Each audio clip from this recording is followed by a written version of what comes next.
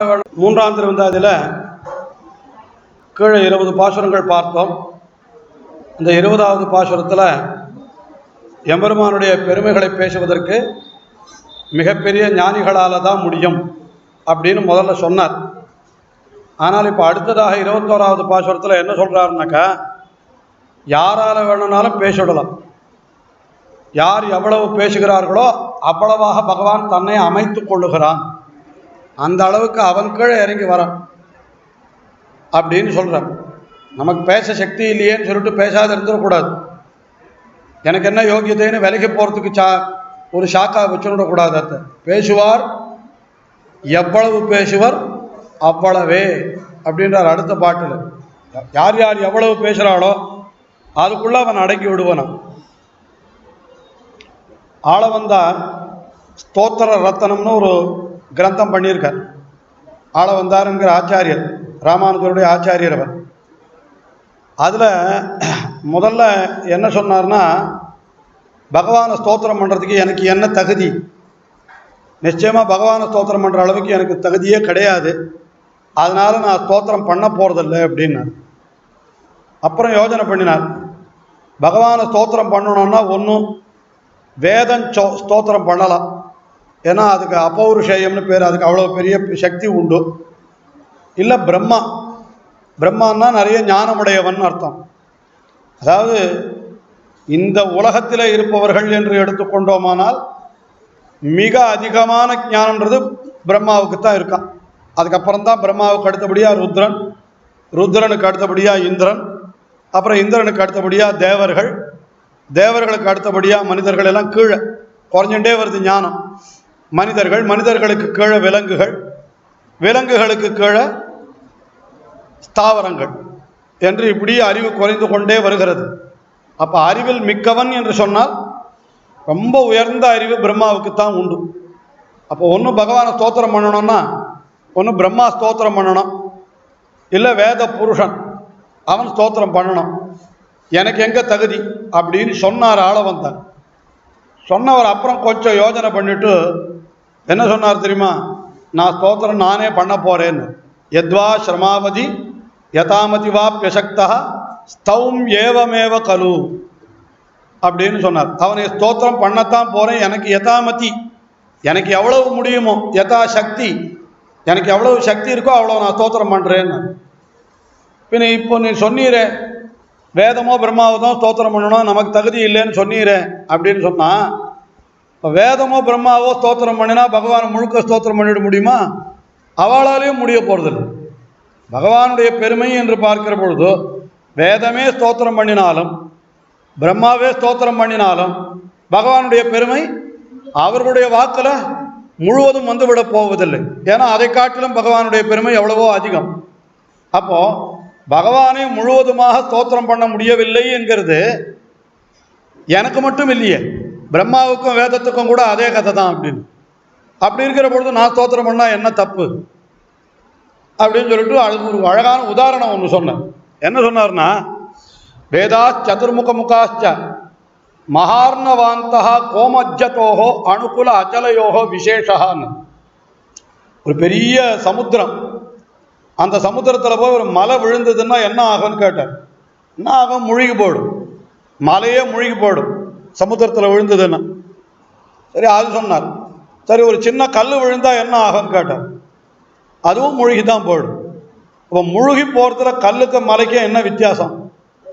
எல்லாம் ஒன்று தான். பிரம்மா மலை, நான் ஒரு கல். பகவானுடைய பெருமை என்கிறது ஒரு பெரிய சமுத்திரம். பெரிய பகவானுடைய பெருமையாகிற கடலிலே பிரம்மாவும் தான் முழுகி போகிறான், நானும் தான் முழுகி போகிறேன்.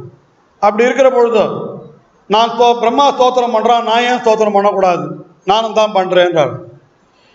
இதுலேருந்து என்ன தெரியறதுன்னு கேட்டால், யார் யாருக்கு என்ன சக்தி இருக்கிறதோ அந்த சக்திக்கு அவனை ஸ்தோத்திரம் பண்ணணும். எனக்கு சக்தி இல்லைன்னு விலகி போகிறது தான் தப்புன்னு. எனக்கு அதெல்லாம் யோகியதை கிடையாது, எனக்கு அதெல்லாம் முடியாது அப்படின்னு நினைக்கிறானே, அதுதான் தப்பு. அதனால் என்ன தெரிவிக்கிறார் இந்த பாட்டில்? பேசுவார், எவ்வளவு பேசுவார் அவ்வளவே. எவரவர்கள் எவ்வளவு பேசுகிறார்களோ அவ்வளவுதான். எதுன்னு கேட்டாக்கா அந்த எம்பெருமானுடைய வடிவுன்னு. எம்பெருமானுடைய வடிவுன்னா எம்பெருமானுடைய திவ்யமங்கல விக்கிரகம், அந்த திருமேனி. அந்த எம்பெருமானை சொல்கிற பொழுது அவனை எப்படி சொன்னார்னா நிறைய விசேஷணங்களால் சொன்னார். என்ன சொன்னார்? வாசமலர் தண்டுழாய், என்ன சொல்கிறார்? வாசமலர் துழாய் மாலையான் என்று அழகான திருத்துழாய் மாலையை அணிந்தவன், தேசுடைய சக்கரத்தான், நல்ல தேஜஸையுடைய சக்கரத்தை கையிலே ஏந்தினவன், சங்கினான், ஷார்ங்கத்தான், ஷார்ங்கம் என்னால் கையில் வில்லு, அவனுடைய வில்லுக்கு ஷார்ங்கம்னு பேர். ஷார்ங்கத்தான்னா ஷார்ங்கம் என்கிற வில்லை உடையவன், ஷார்ங்கம் என்னும் வில்லாண்டான், திருப்பல்லாண்டில் கூட வருது ஷார்ங்கத்தான். அதுக்கு மேலே பொங்கரவ வக்கரனை கொன்றான் என்று, வக்தரன் ஒருத்தன், அவன் ஒரு ராட்சசனம், அவன் அதாவது அவனை கொன்றான்னு, அதாவது அந்த வக்கரன்றவன் தான் ரொம்ப அவனை பற்றி பாகவதத்தில் சொல்லி இருக்குது, ஸ்ரீவிஷ்ணு புராணத்தில் சொல்லியிருக்கு. ஆனால் நமக்கு பிரசித்தமாக அவனை பற்றின சரித்திரம் ஒன்றும் நாம் வாசிக்கலை. அவனுக்கு தந்த பக்தரன்னு பேர். ஆமாம், தந்த பக்தரன்னு பேர் அவனுக்கு. அதாவது 3 பேர், முதல்ல ஹிரண்யம், ஹிரண்யகசிபு, ஹிரண்யாக்ஷன்னு 2 பேர் அண்ணன் தம்பிகளாக வந்தா, அவளை கொன்னான் எம்பெருமான். அதே ராட்சசர்கள் தான் மறுபடியும் ராவணன் கும்பகர்ணனாக வந்து பிறந்தான், அவர்களை கொன்ற. அதெல்லாம் அசுரர்கள், இவர்கள் ராட்சசர்கள். அசுர ராட்சசன்னா கொஞ்சம் வித்தியாசம். அசுரன்னா யாரு, ராட்சசன்னா யாருன்னா என்ன சொல்கிறான்? மனுஷ பிறவியில் மனுஷ கர்ப்பத்தில் பிறந்தவனுக்கு ராட்சசன்னு பேர், தேவ கர்ப்பத்தில் பிறந்தவனுக்கு அசுரன்னு பேர். அதாவது அவனுடைய தாயார் தேவதையாக இருந்தால் அவன் அசுரன், அவனுடைய தாயார் மனுஷியாக இருந்தால் அவன் ராட்சசன். மற்றபடி குணங்கள், இந்த பொல்லாங்கு எல்லாம் சமந்தான், 2 பேருக்கும் ஒன்றும் வித்தியாசம் கிடையாது. அதாவது மனுஷ கர்ப்பத்திலேருந்து பிறந்தவனுக்கு ராட்சசன்னு பேர், தேவ கர்ப்பத்திலேருந்து பிறந்தவனுக்கு அசுரன்னு பேர். இந்த ராவணன் அசுரன், ராவணன் ராட்சசன், அவன் அசுரன். யார்? ஹிரண்யகசிபு, ஹிரண்யாக்ஷன் 2 பேரும் அசுரர்கள், இவன் ராட்சசன் ராவணன், ஏன்னா மனுஷ கர்ப்பத்திலேருந்து பிறந்தாவன். அதுபோல் சிசுபாலன், தந்த பக்தரன்னு 2 பேர், அவளும் அசுராள் தான். சிசுபாலன், தந்த பக்தரன், அவனே தான் அடுத்த பிறவியில் பிறக்கிற பொழுது சிசுபாலனாகவும் தந்த பக்தரனாகவும் பறக்கிறான். தந்த பக்தரன்னா என்ன? அவனுக்கு பல்லு ரொம்ப நீண்டு இருக்கும். பக்தரம்னாலே முகம்னு அர்த்தம். தந்த பக்தரம்னா நன்னா, தந்தம்னா பல்லு, பல்லு நீண்டு இருக்கிற முகத்தை உடையவன் அர்த்தம் அவனுக்கு. அப்படிப்பட்டவனையும் வக்கரனை கொன்றான்ற. இதனால என்ன தெரிவிக்கப்படுகிறதுனா, நல்லா அந்த விரோதிகளை அழிக்கக்கூடிய அவனுடைய சக்தி சொல்லப்படுகிறது.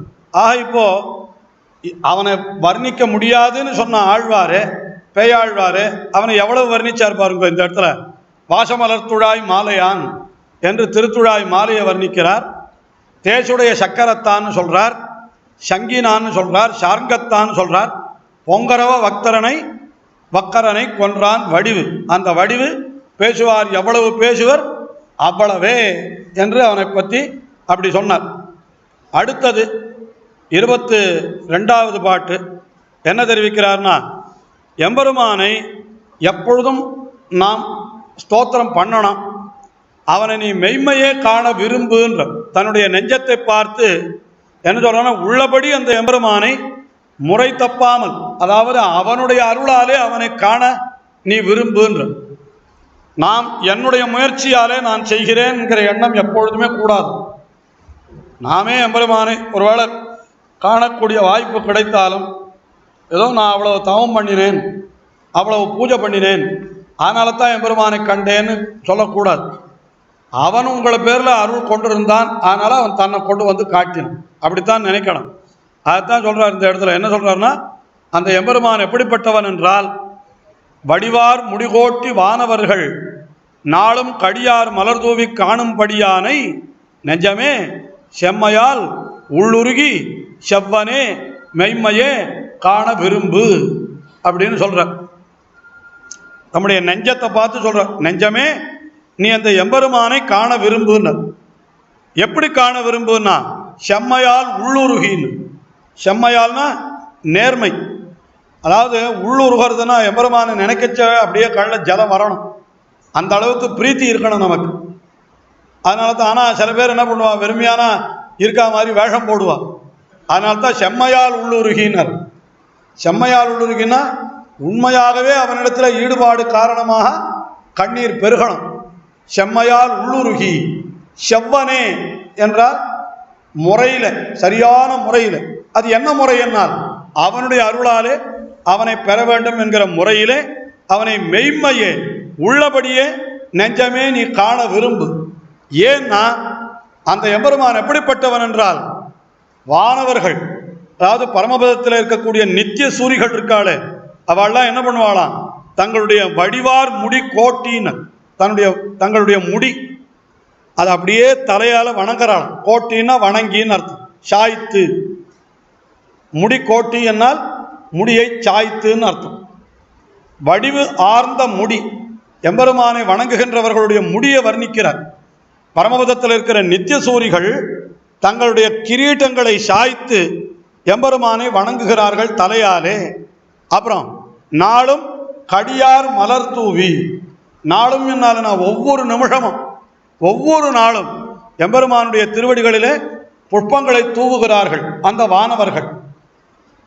இதெல்லாம் நிறைய வியாக்கியானத்தில் விசேஷமாக காட்டுறார். எல்லாத்தையும் சொல்கிறதுக்கு அவகாசம் இல்லை, சுருக்கமாக சொல்லிட்டு போகிறேன். நாளும்னு சொன்னால் என்ன சொல்கிறார், நாமெல்லாம் என்ன பண்ணுவோம், ஒரு நாள் பண்ணுவோம், 2 நாள் பண்ணுவோம், அப்புறம் விட்டுடுவோமா. ஆனால் அவளுக்கு இதுவே தான் காரியம். நித்தியம் எம்பெருமானுக்கு புஷ்பங்களை சமர்ப்பிப்பது, அவன் திருவடிகளிலே வணங்குவது. வேதம் சொல்கிறது சதா பஷ்யந்தி சூரையா அப்படின்னு. சதா பஷ்யந்தின்னு எப்பொழுதும் அதுதான் அவளுக்கு காரியம். அதை தவிர வேற காரியமே கிடையாது பரமபதத்தில் இருக்கிற நித்திய சூரிகள். ஆக இப்படி வானவர்களானவர்கள் தங்களுடைய முடியை கோட்டி, அதாவது முடியை சாய்த்து வணங்கி நாளும் கடியார் மலர் தூவி அவனை காண்கிறார்கள். அப்படி காணும் படி என்னால் திருமேனி, அவனுடைய உருவம்னு சொல்லியிருக்கேன். அப்படிப்பட்ட திருமேனியை உடையவனை நெஞ்சமே நீ என்ன பண்ணுனா நீயும் காண விரும்புன்னு. அந்த நித்தியதூர்களுக்கு மட்டும்தான் அவன் காட்டுவான்னு நினைக்காத, உனக்கும் கூட அவன் காட்டுவான். எப்போ காட்டுவான் அப்படின்னா செம்மையால் உள்ளுருகி, உண்மையாகவே அவனிடத்தில் ஈடுபாடு கொண்டு உள்ளம் உருகி, செவ்வனே அதாவது அவனுடைய அருளாலே அவனை பெறுவோம் என்கிற எண்ணத்தோடு இருந்தால் மெய்மையே உள்ளபடியே நீ அவனை காணலாம். அப்படி நீ காண விரும்பு என்று இந்த பாசுரத்திலே தெரிவித்தார். உடனே இவன் காண விரும்பினால் அவன் கிடைத்து விடுவனோ அப்படின்னு கேட்டா, கொஞ்சம் அவனிடத்துல போய் பக்தி வச்சுட்டா போறோம், பிரீத்தி வச்சுட்டா போறோம், உடனே அவனே நீ இருக்கிற இடத்துக்கு ஓடி வந்துடுவான். அவன் வருவானான்னு கேட்டா நிச்சயமாக அவன் வருவான் என்று சொல்லுகிறார். அவன் எப்படிப்பட்டவன் என்றால் அரும்பும் புனந்துழாய் மாலையான் பொன்னங்கழற்கே மனந்துழாய் மாலாய் வரும். என்னுடைய மனசு அந்த எம்பெருமான இடத்துல ரொம்ப ஈடுபட்டு கிடக்கிறது. எப்படி ஈடுபட்டு கிடக்கிறதுன்னு சொல்றார் பாருங்க. புனந்துழாய் மாலையான் என்றால் அந்த புனந்துழாய், அந்த புனந்துழாய்க்கு விசேஷமாக தான் முதல் 2 வரியில விஷயம் சொல்றார். என்னன்னா விரும்பி விண் மண் அளந்தவன் எம்பெருமான். யார் அந்த எம்பெருமான்? விரும்பி தானே ஆசைப்பட்டு விண்ணையும் மண்ணையும் அளந்தானான். அப்படிப்பட்ட எம்பெருமான் அணிந்து கொண்டிருக்கிற திருத்துழாய் மாலையில என்ன ஆகுதுன்னா, வண்டு சுரும்பு துளையில் சென்று ஊத அரும்பும் புனந்துழாய்ன்றார். இந்த வண்டு தேனை பருகுவதற்காக உள்ள போய் அப்படி திருத்துழாய் மலரில் வாயை வைத்து ஊதுகிறதான். அதனால இந்த புஷ்பமெல்லாம் மலர்தான். இது ஒரு வர்ணனை, அவ்வளவுதான். வண்டு சுரும்பு துளையில் சென்று ஊத அரும்பும் புனந்துழாய். அந்த புனந்துழாய் மாலையை அணிந்த எம்பெருமானுடைய பொன்னங்கழற்கே என்னுடைய மனசு என்ன ஆகுன்னு கேட்டா மாலாய் வரும். மால் என்றால் ரொம்ப ஈடுபாடு, மயக்கத்தோடு இருக்கிறதுன்னு அர்த்தம். மால்னா ஈடுபாடு, பித்து என்று சொன்னேனே, அந்த எம்பெருமான் விஷயத்தில் என்னுடைய மனமானது பித்து பிடித்து கொண்டிருக்கிறது அப்படின்னு சொன்னார். அதுக்கு மேலே அடுத்ததாக 24வது பாட்டில் என்ன சொன்னார்னா, அந்த நெஞ்சுக்கு அப்படிப்பட்ட ஈடுபாடு நித்தியமாக இருக்கணும். ஈடுபாடுன்றது நடுநடுவில் வந்துட்டு போகக்கூடாது. எம்பெருமான் விஷயத்தில் எப்படி இருக்கணும்னு கேட்டால் அது தொடர்ந்து இருக்கணும். அதை தெரிவிக்கிறார். நாளும் தொடர் ஆழி நெஞ்சே தொழுது. அந்த எம்பெருமானை நாளும் தொடர், நாளும் தொடர் என்றால் ஒரு நாளும் இடைவிடாமல் அவனையே நீ சேவித்து கொண்டிரு என்று சொல்றார். இப்படியெல்லாம் இருந்தா நமக்கு நிச்சயமாக அவனுடைய அருள் கிட்டும் என்கிறார். அதெல்லாம் கீழே சொன்ன மாதிரி பூதத்தாழ்வாருடைய பாசுரத்தில் சொன்ன மாதிரி ஞாபகம் வச்சுக்கணும். இப்படியெல்லாம் இருந்தால் தான் அருள் கிட்டும்னு அப்படி அர்த்தம் வச்சுவிடக்கூடாது. இப்படியெல்லாம் இருந்தால் எம்பெருமானுடைய அருள் நமக்கு கிட்டினால் அதை தரித்து கொள்ளக்கூடிய பாங்கு நமக்கு ஏற்படும். அதுதான் வனத்திடரை ஏரியா மன்னம் இயற்றும் இதுவல்லால்னு சொன்னாரே. நமக்கு பிரீத்தி இருக்கணும். பிரீத்தி இல்லாட்டா கூட அவன் அனுகிரகம் பண்ணுவான். ஆனால் பிரீத்தி இருந்தால் அவன் பண்ணுகிற அனுகிரகம் நமக்கு ரசிக்கும் இல்லையா? யோஜனை லோகத்திலேயே அப்படி தானே. இப்போ நாம் ஒருத்தருக்கு நன்மை செய்யணும்னு நினைக்கிறோம். நம்மளிடத்துல அவளுக்கு பிரீத்தி இருந்தால் தான் நாம் செய்கிற நன்மையே அவளுக்கு நல்லதாக தெரியும். நம்மிடத்துல விரோதம் இருக்கிறவனுக்கு போய் நான் நன்மை செய்கிறேன்னு பண்ணால் கூட ஐயோ அவங்ககிட்ட போகாது, ஏதாவது பண்ணிவிடுவான்னு கூட சொல்லிவிடுவோம். நம்ம ஏதோ ஐயோ பாவம் பசியாக இருக்கானே அப்படின்னு சொல்லிட்டு நம்முடைய விரோதிக்கு கொண்டு போய் நம்ம கொஞ்சம் சாதத்தை கொடுத்தோமானா, பிரசாதத்தை கொடுத்தோமானா, இதில் ஏதாவது கலந்து கூட கொடுத்துடுவேன் நீன்னு அவன் சொல்லுவான் இல்லையா? அவன் நம்ப மாட்டான் நம்ம. ஆனால் அவன் ஏற்கனவே பிரீத்தியோடு இருக்கிற காலத்தில் நாம் அவனிடத்துல சில நன்மைகளை செய்தால் அது அவனுக்கு ரசிக்கும், அதனால நமக்கு ரசிக்கும். அந்த மாதிரி எம்பெருமானிடத்துல எப்பொழுதும் நாம் பிரீத்தி உடையவர்களாக இருக்கணும். இருந்தால் அவன் நமக்கு பண்ணுகிற அனுகிரகம் என்பது நமக்கு நிச்சயமாக நன்றாக அது பலிக்கும். அதுக்காக தான் சொல்றார். அதனால அந்த எம்பெருமானுடைய தொடர் சூழ்கழலே நாளும் தொடர் ஆழி நெஞ்சே தொழுது. அந்த எம்பெருமானுடைய சூழ்கழல் இருக்கிறதே திருவடிகள், அதை எப்பொழுதும் நீங்கள் தொழுது செல்லுங்கள் அப்படின்னா. அந்த எம்பெருமான் எப்படிப்பட்டவன்னா முதல் 3 வரியில விவரிக்கிறார். வருங்கால், அதான் வருங்கால், இனிமேல் வருங்கால்னா இனிமேல் வருங்காலத்திலேன்னு அர்த்தம். வருங்காலத்திலே நாளும் தொடர் அப்படின்னு அன்வயம். அந்த எம்பெருமான் எப்படிப்பட்டவன்? இருநிலனும் மால் விசும்பும் காத்தும் நெருங்குத்தி நீருருவுமானான் என்ன பஞ்சபூதங்களும் எம்பெருமான் தான் சொல்ற. இருநிலன்னா என்ன? பெரிய பூமின்னு அர்த்தம் நிலன். அப்புறம் மால் விசும்பு என்னால் மிகப்பெரியதான ஆகாசம். மால் என்னால் பெரியதுன்னு ஒரு அர்த்தம் உண்டுன்னு சொல்லிருக்கேன் இல்லையோ, அதனால மால் விசும்பு. அப்புறம் காற்று, நெருங்கு தீ என்னால் அந்த தீயானது நாம் இருக்கிற இடத்தை நெருங்கி வருகிறது. ஒரு வஸ்து இருக்கிற இடத்தை நெருங்கி வரக்கூடிய சுபாவத்தை உடையதாக அந்த தீ இருக்கிறது. அப்புறம் நீர் என்ன பஞ்சபூதங்களை சொல்லிட்டார் இந்த இடத்துல இல்லையா? இருநிலன், மால் விசும்பு, காற்று, நெருங்கு தீ, நீர் உருவும் ஆனான். அது எம்பெருமானுக்கு விசேஷனம். அப்படிப்பட்ட எம்பெருமான் அதற்கு மேலே பொருந்தும் சுடராழி ஒன்றுடையான் என்று அந்த எம்பெருமான் தனக்கு மிகவும் தகுதியான இந்த கையில சக்கராயுதத்தை ஏந்தி இருக்கிறான்னா அவனுக்கு அது மிக பொருந்தி இருக்கிறதுன்னு சொல்றது. பொருந்தும் சுடராழி. வேற யாராவது அந்த சக்கராயுதத்தை பிடிச்சுட்டா அவளுக்கு பொருந்தி இருக்காது, அது அவளுக்கு பொருத்தமா இருக்காது. இன்னொரு விஷயம், சக்கரமும் அவனிடத்துல பொருந்தி இருக்காது. என்ன பண்ணிடும்? அவன் கழுத்தையே அறுத்து விடாது. சொல்றா கண்ணபிரானுடைய சரித்திரத்தில் ஒருத்தனை பற்றி சொல்லுவான். சீமாலிகன் ஒருத்தன் இருந்தானா, பெரியாழ்வார் பாசுரத்தில் சொல்றார் அவனை பற்றி. சீமாலிகன்வனோடு தோழமை கொள்ளவும் வல்லாய் சாமாறு அவனனை எண்ணி சக்கரத்தால் தலை கொண்டாயின்ற. கண்ணனுக்கு ரொம்ப நட்போடு இருந்தான்னு சொல்கிறான். இன்னும் ஏதோ புராணத்தில் அவனை கண்ணனுடைய மைத்துனன்னு சொல்லியிருக்குதான். அது கூட சொல்லி வச்சிருக்கா, தெரியலை, அது இன்னும் ஸ்பஷ்டமாக தெரியலை. நப்பின்னை பிராட்டின்னு ஒருத்தி இருந்தாலும் இல்லையா, கண்ணனுடைய பத்தினி, அவளோட உடன் பிறந்தவன் தான் அந்த சீமாலிகன்னு சொல்கிறான். அது ஏதாவது புராணத்தில் இருக்குன்றா கிடைக்கல எனக்கு, அந்த மாதிரி ஒன்றும் சரித்திரம் கிடைக்கல. அது எந்த புராணத்திலையும் அவனை பற்றி இல்லை, ஆழ்வார் மட்டும்தான் பாடியிருக்காரு. அந்த சீமாலிகன்றவன் கண்ணனுக்கு தோழனாகவே இருந்தான். அதனால கண்ணன் என்ன பண்ணான், தனக்கு என்னென்ன தெரியுமோ எல்லாத்தையும் அவனுக்கு சொல்லி கொடுத்துட்டான். ஆனால் ஊரெல்லாம் அத்தை வச்சுட்டு அவன் என்ன பண்ணிட்டான், இம்சை பண்ணிட்டு இருந்தான்.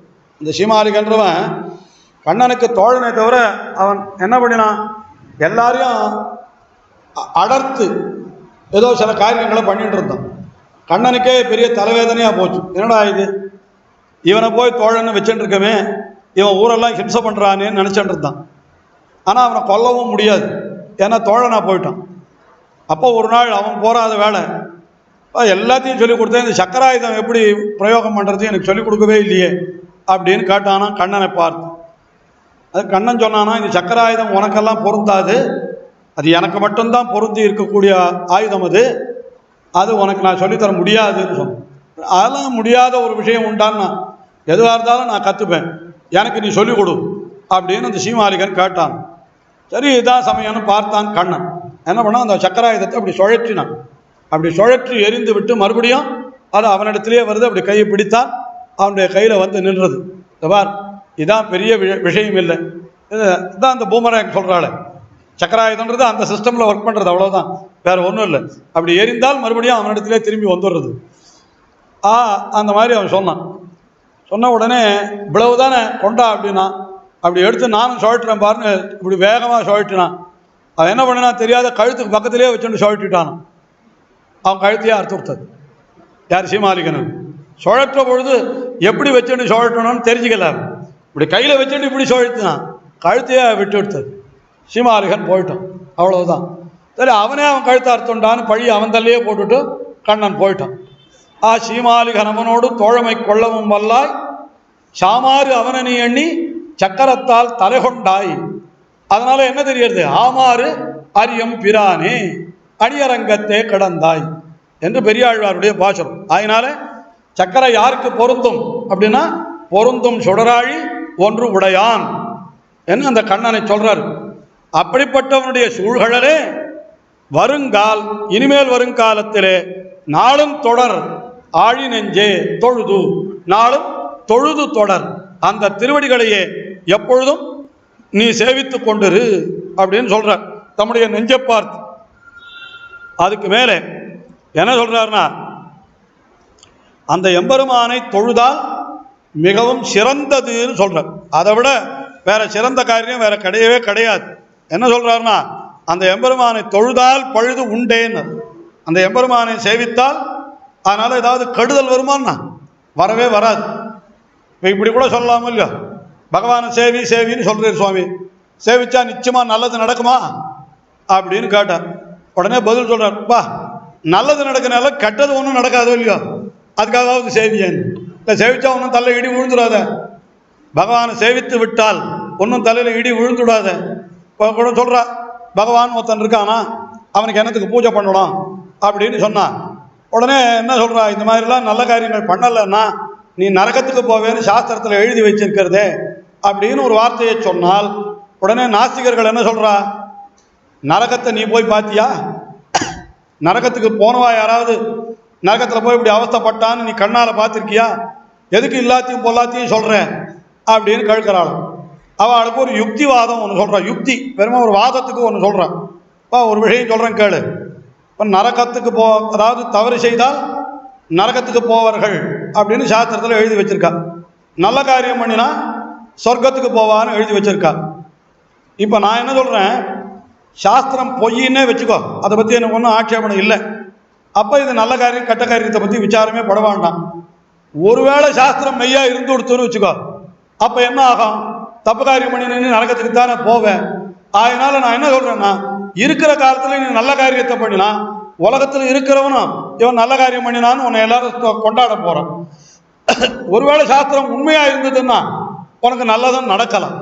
நீ எதுக்காக ஊனா நீ தப்பை பண்ணிட்டு ஒருவேளை நரகம் உண்மையாக இருந்ததுன்னா நீ போய் அங்கே கஷ்டப்பட வேண்டி இருக்குமே என்று யூகத்தின் அடிப்படையில் கூட நீ நல்ல காரியத்தை பண்ணலாமே என்று யுக்திவாதத்தால் நாஸ்திகனை பார்த்து சொல்கிறது உண்டு. ஒருவேளை இருந்துடுத்தோன்னா என்ன பண்ணுறது, அப்படி வச்சுட்டு தான் காரியம் செய்ய அப்படின்னு. அந்த மாதிரி இங்கே என்ன சொல்கிறாருன்னா, தொழுதால் அவனை தொழுதால் நன்மை விளையும்னு சொன்னான்.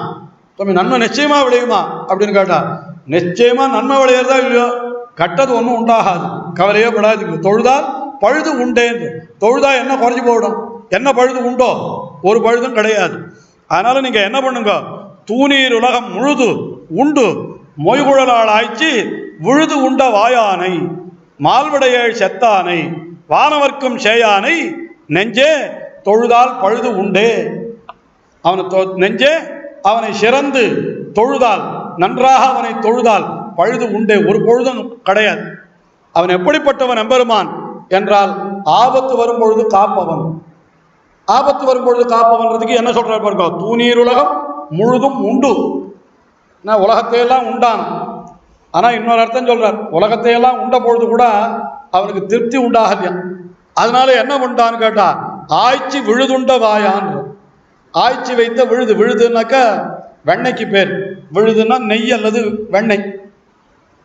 அந்த மாதிரி இருக்கிற பதார்த்தத்துக்கே விழுதுன்னு பேர் தமிழ். ரொம்ப அழகான சப்தம் அது, தமிழ் சொல்லது. அது எப்படி சொல்றது? செமி சாலிட் அந்த மாதிரி பதார்த்தங்களுக்கு எப்படி சொல்றது? விழுதுன்னு சொல்லுவோம். விழுதா எடுன்னு இல்லையா? தலையை சமையல் பண்ணச்சே சொல்லித்தர ஆளுங்க என்ன பண்ணுவோம்? அதை நல்லா மாவா அரைச்சிக்கோ, விழுதா அரைச்சிக்கோன்னுவோம். விழுதுன்னா என்ன தெரியுமோ? அப்படியே ஜலமாயும் இருக்கக்கூடாது, அதுக்காக நல்லா கெட்டியாக சோறு மாதிரியும் இருக்கக்கூடாது. அப்படி அது ரெண்டுத்துக்கும் நடுவில் இருக்கிற பதார்த்தம் இருக்க, அதுக்கு தான் விழுதுன்னு பேர். இதுக்கு என்ன சொல்றது? செமி லிக்விடுன்னு சொல்லலாமா, செமி சாலிடுன்னு சொல்லலாமா, வேற என்ன சொல்றது? செமி சாலிடுன்னு சொல்லணும். நெய் எப்படி இருக்குன்னா அப்படிதான் இருக்கு இல்லையா? அதாவது சாதாரணமாக சில வஸ்துக்களை பருகுதல், குடித்தல் என்று சொல்லுகிறோம் இல்லையா? பல வஸ்துக்களை குடிக்கணும். சில வஸ்துக்களை உண்ணுதல்னு சொல்கிறோம். அது கூட என்னென்ன சப்தத்தை உபயோகப்படுத்தணும்னு இருக்கு.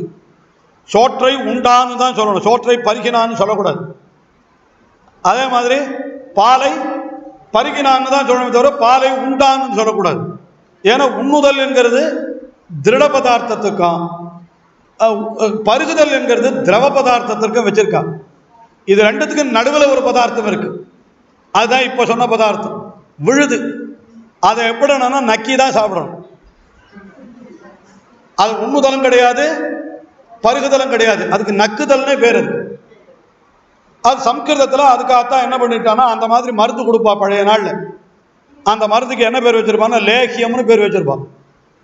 லேகியம்னு ஏன் பேருன்னா லிஹ்ன்ற தாத்துவுக்கு நக்குதல்னு அர்த்தம் இருக்கும். லிஹ் அப்படின்னா என்ன? லிஹ்னு சம்ஸ்கிருதத்தில் லிஹ்னா இங்கிலீஷில் லிக்கு தான், LICK. அது அப்படியே அந்த சப்தம் சம்ஸ்கிருதத்தினுடைய சாயல் இங்கிலீஷில் அப்படியே இருக்கு. அதுக்குன்னே ஒரு பேப்பரே படித்தேன் நான். MA வாசிக்கிற பொழுது, சான்ஸ்கிரிட் வாசிக்கிற பொழுது ஃபிலாலஜின்னு ஒரு சப்ஜெக்ட் உண்டு. அந்த லாங்குவேஜினுடைய சிமிலாரிட்டிஸ் நம்மளுக்கு காட்டுவார். சம்ஸ்கிருதம் அப்படியே சம்ஸ்கிருத பாஷையினுடைய சாயல் அது இங்கிலீஷில் இருக்குது. அது அப்படியே இண்டோ ஆரியன் லாங்குவேஜ் தான் அப்படி இங்கிலீஷாக டெவலப் ஆச்சுன்னு சொல்லுவார். மாதானா மதர், பிதானா ஃபாதர், பிராத்தானா பிரதர், ஸ்வசானா சிஸ்டர், எல்லாம் அதுலேருந்து வந்தது தான். நீங்கள் பார்த்தீங்களா? ஆமாம், அதே மாதிரி தான் நிறைய வார்த்தைகள் நீங்கள் எடுத்து பார்த்தா கொல்லன்றது தான் கில் வந்ததுன்னு சொல்லுவா. தமிழுக்கும் கூட அந்த மாதிரியெல்லாம் நிறைய விஷயங்களெல்லாம் உண்டு. எத்தனையோ சப்தங்கள் நீங்கள் எது பார்த்தாலும் நோன்ற சம்ஸ்கிருத வார்த்தைக்கு என்ன அர்த்தம் தெரியுமா? நோ அப்படின்னா என்ன அர்த்தம்? நோ தான் அர்த்தம். NO நோ தான் அர்த்தம். அப்படியே சம்ஸ்கிருத வார்த்தை தான். இங்கிலீஷுக்கு தமிழ் சான்ஸ்கிரிட்டுக்கும் வித்தியாசமே கிடையாது, நிறைய உண்டு. அந்த மாதிரி இந்த லிஹ்ன்ற தாத்துவிலேருந்து தான் லிக்குன்ற சப்தமே வந்தது. அப்ப லிஹ்ன்ற சப்தத்திற்கு நக்குதல் அர்த்தம். நக்கி உண்ணப்படுகிற வஸ்துக்களை தான் லேகியம்ன்ற சப்தத்தால் சொல்லுது. அது ஏன்னா அந்த வஸ்து கொடுக்குறவங்க மருந்து, அதுக்கு டானிக் மாதிரி குடிக்கவும் முடியாது, மாத்திரை மாதிரி விழுங்கவும் முடியாது. என்ன பண்ணலாம்? அதை எடுத்து நக்கி தான் சாப்பிடணும். அதனால தான் அதுக்கு லேகியம்னு பேரு. அந்த மாதிரியான பதார்த்தத்துக்கு தமிழ் சொல் என்னன்னா விழுது. என்ன அழகா இருக்கு பாருங்க, விழுதுன்ற சொல். அதே ஆழ்வார் அதான் அந்த வெண்ணெயை அப்படி காட்டியிருக்கா. வெண்ணெய் எப்படி இருக்கு அப்படின்னா அது சாலிடுன்னு சொல்லக்கூடாது, லிக்விடுன்னு சொல்லக்கூடாது. வெண்ணெய் இல்லைன்னா கூட கடைசி பட்சம் நெய்யாவது வைத்துக் கொள்ளுங்கள். இந்த நெய்யை நீங்கள் லிக்விடுன்னு சொல்லக்கூடாது, சாலிடுன்னு சொல்ல முடியாது, அது செமி சாலிடு. அதனால விழுதுண்ட வாயானை இதெல்லாம் சாப்பிட்றான். எம்பெருமானுக்கு உலகத்தையெல்லாம் உண்ட பொழுது கூட திருப்தி உண்டாகல. அப்புறம் என்ன பண்ணினா விழுதுண்ட வாயான், அந்த மொய்குழலால் ஆய்ச்சி வைத்த, மொய்குழலாளனால் அழகிய கூந்தலை உடையவள்னு அர்த்தம். அழகிய கூந்தலை உடைய ஆய்ச்சி வைத்த விழுது, அதை சாப்பிட்டதுனால்தான் அவனுக்கு திருப்தி உண்டாச்சான். அதுக்கு மேலே அந்த வெள்ளையெல்லாம் சாப்பிட்ட இது இருக்கும் இல்லையோ, அது எப்படி ஜெரிக்கிறது அப்படின்னா மால்விட 7 சற்றான், 7 எருதுகளை போய் அடைக்கணும், அதோட போய் யுத்தம் பண்ணினான். வெண்ணெய் சாப்பிட்டா என்ன வரும்னா உடம்புல கொலஸ்ட்ரால் வந்துடும். அந்த கொலஸ்ட்ரால் எப்படி பேர்ன் பண்ணுறதுன்னா போய் இந்த மாதிரி பண்ணணும், எருதுகளோடு சண்டை போட்டான். மால்விட 7 சற்றான். ஆனால் இப்படி தன்னை போய் ஒரு இடையனாக ஆக்கி கொண்டு இவ்வளவு எளியவனாக இருந்தானேன்னு சொன்னா அவன் அவ்வளவுதானான்னு கேட்டா அவன் வானவர்க்கும் சேயான் என்றால் வானவர்களுக்கும் மேம்பட்டவன், அவன் நித்தியதூர்களுக்கும் மேம்பட்டவன். தன்னுடைய இச்சையினாலே தானே தன்னை எளியவனாக ஆக்கி கொண்டான் என்று அப்படிப்பட்ட அந்த எம்பெருமானை சொல்றார். அப்படிப்பட்ட அந்த எம்பெருமானை சிறந்து தொழுதால் பழுதுண்டே. சிறந்து தொழுதால் சிறப்பாக தொழுதால், தொழுது விட்டால் என்ன பழுது என்ன உண்டு? ஒன்றும் கிடையாது. அதனால நிச்சயமாக அவனை சேவித்தால் உங்களுக்கு நன்மை விளையும் அப்படின்னு சொன்னார். அதுக்கு மேல அடுத்தபடியாக அந்த பாட்டில் என்ன சொல்றாருன்னு கேட்டா, அந்த எம்பெருமான் என்ன பண்ணினா அப்படி தொழுபவர்களுடைய உள்ளத்திலே தானே வந்து வீற்றிருக்கிறான் என்ன அந்த அர்த்தத்தை சொல்றார். எப்படி அந்த தொழுபவர்களுடைய உள்ளத்துல எம்பெருமான் இருக்கானா, எங்க இருக்கான்னு கேட்டா சொல்றார் பாருங்க. ஆழ்வார் எங்கெங்க இருக்கான்னு சொல்றார். சிறந்த என் சிந்தை, என்னுடைய சிந்தையில் இருக்கான். அடுத்தது செங்கன் அரவு, என்னால் ஆதிசேஷன்ல இருக்கான். அப்புறம் நிறைந்த சீர் நீள் கட்சி, நிறைந்த சீர் நீள் கட்சின்னு, நிறைந்த சீர்னால் காஞ்சிபுரத்தை சொல்றார். நிறைந்த சீர் அதாவது சீர்மையை உடைய, நிறைந்த சீர்மையை உடைய கட்சியினர். காஞ்சிபுரத்துக்கு என்ன பெருமைன்னா திவ்ய தேசங்களாலே பெருமை. நிறைந்த கட்சின்னா எது கட்சி? என்ன நிறைந்த கட்சி? நிறைய திவ்ய தேசங்கள் நிறைந்த கட்சின்னு பேர். காஞ்சிபுரத்தில் மாத்திரம் அது தொண்டை நாட்டில் 22 திவ்ய தேசம், அதில் காஞ்சிபுரத்தில் மாத்திரம் 14 திவ்ய தேசம். இன்னும் காஞ்சிபுரம் வரதராஜ பெருமாள் கோவிலேருந்து ஆரம்பிச்சு அந்த பவழவண்ணர் கோவில் வரைக்கும் போனால் 14 கோவில் இருக்கு. கிட்டக்க பக்கத்தில் 14 கோவில் இருக்கு. அதனால நிறைய திருக்கோவில்களாலே நிறைந்த கட்சின்னு அர்த்தம். அந்த கட்சியுள்ளும் அதுக்கு மேல வேங்கடமும் வெக்காவும் வேளுக்கை பாடியுமே அப்படின்னு அதெல்லாம் திவ்ய தேசங்கள் சிலது சொல்றார். வேங்கடம்னா திருவேங்கடம், வெக்காயம்னா தெரியும் உங்களுக்கு, சொன்ன வண்ணம் செய்த பெருமாள் என்ற யதோக்தகாரி என்கிற பெருமாள் எழுந்தோடு இருக்காரு. அதுதான் திருவெக்கான்னு பேர் அந்த ஊருக்கு. அதாவது ஒரு காலத்துல பிரம்மா யாகம் பண்ணினான். யாகம் பண்ணுகிற காலத்துல தன்னை விட்டுட்டு யாகம் பண்றானேன்னு சொல்லிட்டு பிரம்மாவுடைய பத்தினியான சரஸ்வதிக்கு கோபம் வந்து விட்டான். அவள் பெரிய நதியா பெருக்கெடுத்து ஓடி வந்தாளாம். அப்போ அந்த நதியை தடுக்கிறதுக்காக பெருமாள் என்ன பண்ணினான், குறுக்க படுத்து விட்டாராம். அதனால அந்த பெருமாளுக்கு வேகாசேத்துன்னு பேர் ஏற்பட்டது. அந்த வேகவத்தின்னு பேர், வேகவத்தின்ற பேர்ல வந்தா அந்த சரஸ்வதி. இப்ப வெள்ளம் வந்தது அதுல. இந்த மழைக்கு வேகவத்தியில ஜலம் வந்தது. நான் பார்த்ததே கிடையாது வேகவத்தியில ஜலத்தை. இப்பதான் ஜலம் வந்திருக்குதுங்க. இன்னைக்கு இருக்குதான்னு தெரியாது, அதுக்குள்ள போயிட்டு இருக்கோம். சரஸ்வதி, அந்த சரஸ்வதிக்கு என்ன கதியோ அதே கதி தான் இருக்கும். அந்த வேகவத்தின்னு பேர்.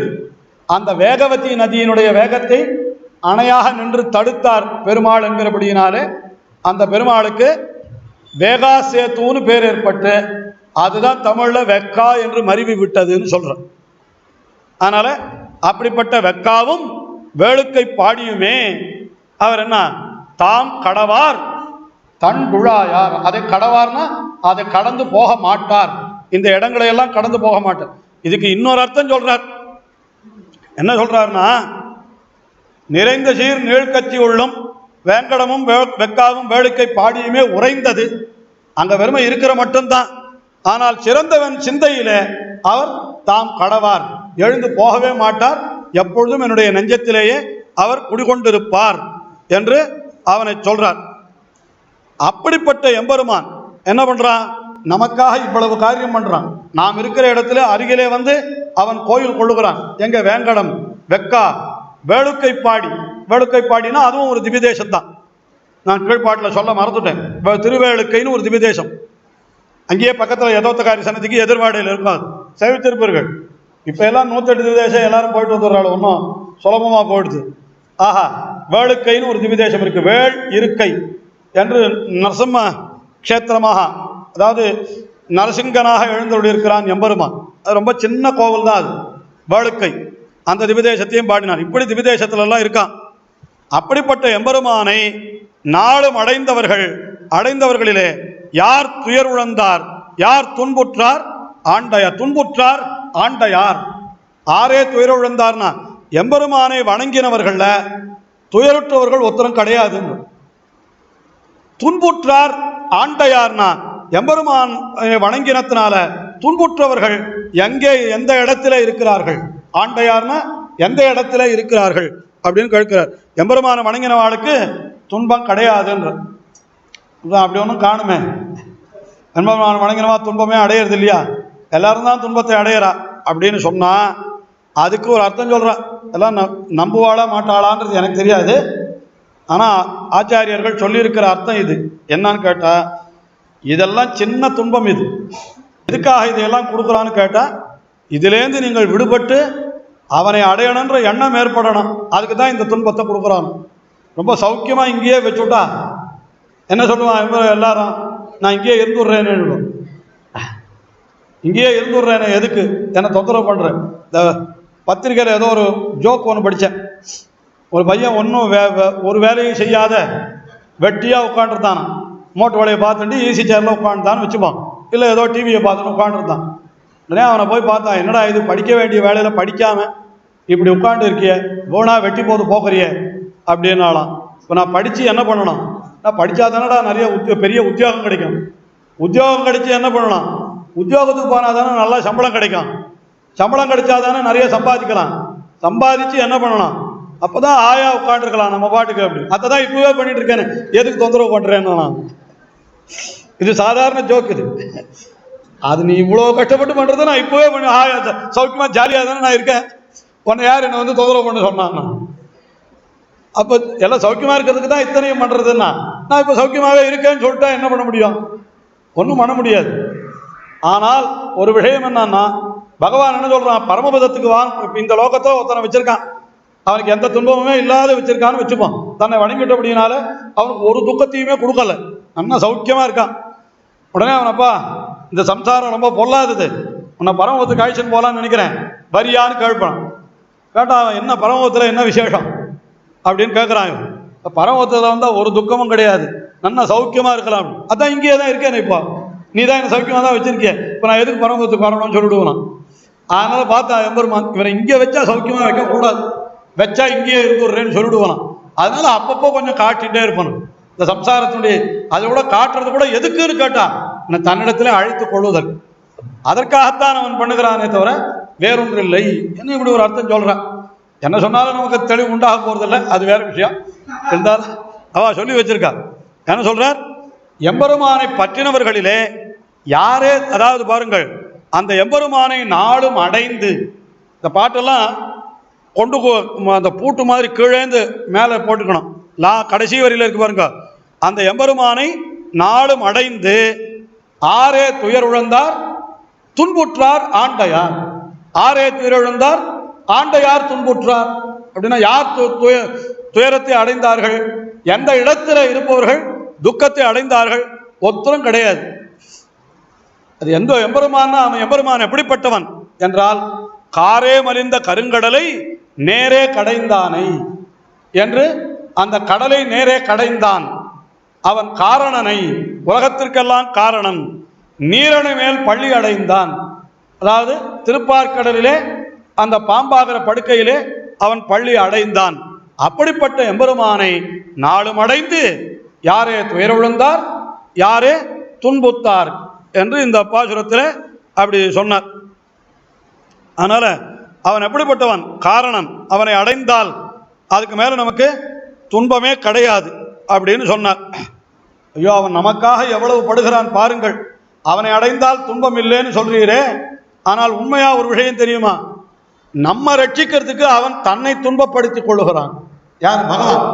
அதை சொல்றார் பாருங்க, அடைந்தது அரவணை மேல் ஐவர்க்காய் அன்று மிடைந்தது பாரத வெம்போர் உடைந்ததுவும் ஆய்ச்சிவால் மத்துக்கே அம்மனே வாழையத்து பேச்சுவால் உண்ட பிரான். அம்மனேன்னா இது என்ன ஆச்சரியம்! அம்மனே என்ற சப்தத்திற்கு ஆச்சரியம் சொல்றார் பாருங்க. அந்த எம்பெருமான் எப்படிப்பட்டவன்? வாழையிற்று பேச்சு. வாழையிற்று பேச்சுன்னா பூத்தனை. வாழ் எயிறு, வாழ் போல இருக்குமா அவளுடைய பல்லு. அந்த துஷ்ட ஜந்துக்களுக்கெல்லாம் பல்லு போடுச்சு, அப்படி கோரப்பல் அப்படி போடுறாளோ இல்லையோ, அதனால வாழையிறுன்னு இல்லை. வாழைன்னா ஒளின்னு ஒரு அர்த்தம், வாழ்னா நல்ல பிரகாசம்னு ஒரு அர்த்தம். ஆனால் பளபளான்னு இருக்குது அவளுடைய பல்லு அப்படின்னு அப்படியும் அர்த்தம் சொல்ல. வாழையிற்று பேச்சு, அவளிடத்துல பாலை உண்டவனான கண்ணன். அவன் என்ன பண்ணினான் பாருங்கள், முதல்ல அடைந்தது அரவணை மேல். அரவணையில் படுத்துட்டு இருந்தான். உடனே தேவதைகளெல்லாம் போய் சரணாகதி பண்ணினான். என்ன ஆச்சு? இந்த மாதிரி பூபாரம் அதிகமாக போயிடுத்து, நீ தான் வந்து எங்களை ரட்சிக்கணும்னு காட்டான். உடனே மண்ணின் பாரம் நீக்குவதற்காக அவனே வந்து வடமதுரை பிறந்தான். என்ன பண்ணிட்டான்? அடைந்தது அரவண மேல், அங்கேருந்து வந்து பிறந்தான். பிறந்து என்ன செய்தான் என்றால், அன்று மிடைந்தது பாரத வெம்போர் என்று பாரத வெம்போர்ல போய் ஒருத்தர் மேல ஒருத்தர் இடிச்சுண்டு அன்னைக்கு அவன் பண்ணின காரியம் எப்படியெல்லாம் பண்ணியிருக்கான். அப்படி பாரத வெம்போர் மிடைந்ததுன்னா நெருங்கி நடத்தினதுன்னு அர்த்தம். மேல இடிச்சுண்டு ஒரு காரியத்தை பண்ணினான்.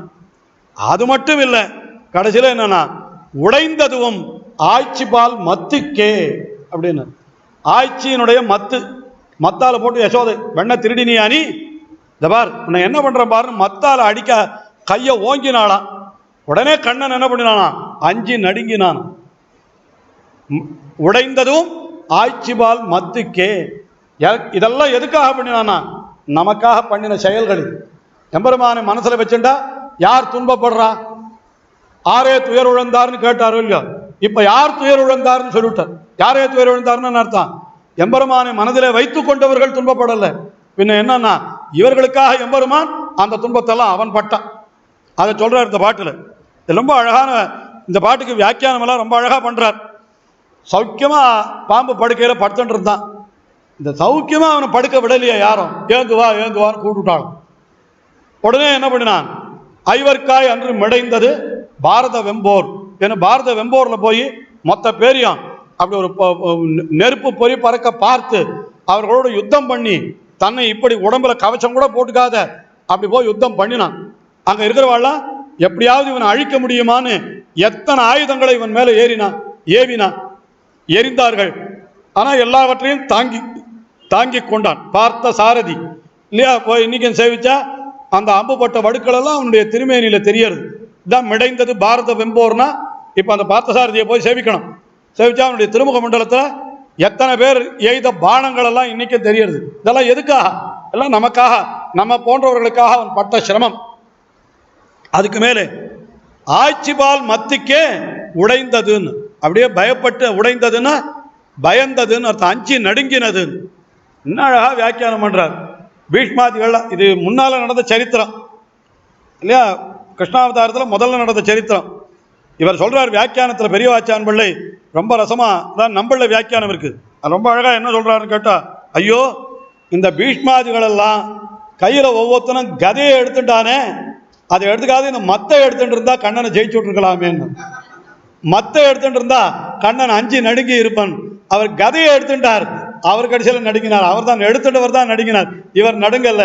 ஏன்னா அதான் சொல்றார், உடைந்ததும் ஆய்ச்சிபால் மத்துக்கேன்ற இந்த மத்தை கொண்டு எல்லாரையும் என்ன பண்ணினான்னா கண்ணன் அப்படி காரியம் செய்தான். என்ன மத்துக்கு நடுங்கினான். ஆஹா, மத்துக்கு நடுங்கல, அவனுடைய பக்திக்கு நடுங்கினான்.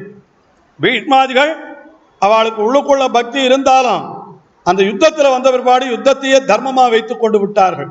அதனால கடைசியில் என்ன ஆச்சு? அவர்களை பொடுபடுத்தினான், அவர்களை மிடைந்தான், அவர்களை நெருக்கினான். ஆனால் தன்னிடத்தில் பிரீத்தியோடு யசோதை மத்தை எடுத்தாள்னா என்ன காரணம்? கண்ணனை அடிக்கிறதுக்கு போனால கண்ணனிடத்தில் விரோதத்தினாலே அடிக்க போனான் இல்ல, கண்ணனிடத்தில் இருக்கிற பரிவு காரணமாக. என்ன பரிவு? இவ்வளவு வெண்ணெய் உண்டால் இவனுடைய உடம்புக்கு ஆகாதே என்று இல்லையா, அதுதானே பண்ணின காரியம். கண்ணன் பேர்ல இருக்கிற அன்பு காரணமாகத்தான் கண்ணனை அடிக்கிறான். அந்த அன்பு காரணமா இருந்தா உடனே கண்ணன் என்ன பண்றான்?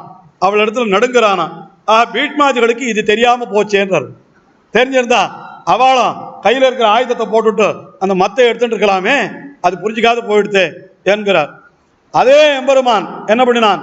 அதே அவதாரத்திலே ஒரு பூத்தனை, அதாவது தாயினிடத்திலே அஞ்சினான், ஆனால் பேயினிடத்திலே அஞ்சவில்லை.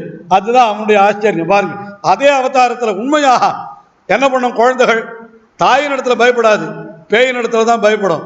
ஆனால் இவன் பேச்சு பால் உண்ட பிரான் என்று அவளிடத்திலே அஞ்சாமல் இருந்தான். என்னால் அவனுடைய அந்த தன்மை இந்த பாசுரத்தில் தெரிவித்தார்.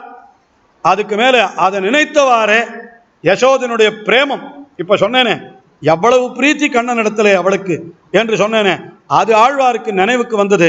உடனே அதை ஒரு பாசுரமாகவே பாடிட்டார். என்ன பண்ணார்னா, பேச்சுபால் உண்ட பெருமானை பேர்ந்து எடுத்து ஆய்ச்சி முறை கொடுத்தாள். பூதத்தாழ்வார் பாசுரம் கூட இதே மாதிரி ஒன்று வந்திருக்கு. என்ன சொல்றேன்னா, கண்ணன் பூத்தனையினிடத்துல பாலை சாப்பிட்டான். உடனே பூத்தனை அப்படியே பிணமா வந்து விழுந்தான்.